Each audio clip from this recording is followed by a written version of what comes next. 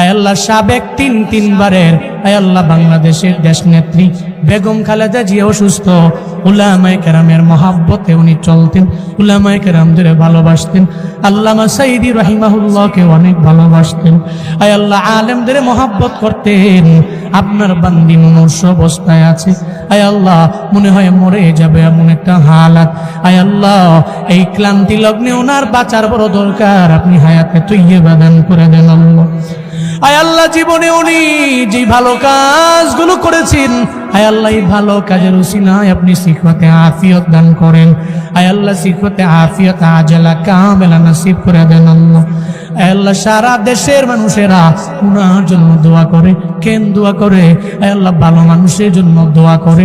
আয় আল্লাহ যারা উলামায়ে কেরামকে মহাব্বত করেছে, আয় আল্লাহ আলেমদেরকে প্রায়োরিটি দিয়েছেন, আয় আল্লাহ উনি বলেছে উলামায়ে কেরামরা নাকি জঙ্গি না, জীবনও জঙ্গি হতে পারে না।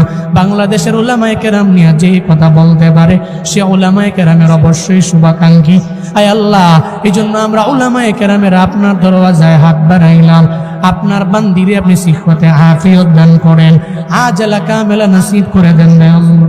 আর যদি বিদায় বেলা এসে যায়, আল্লাহ কালেমা পড়তে পড়তে কালেমার সাথে ঈমানের সাথে আপনি মরণ নসিব করিয়েন আমার।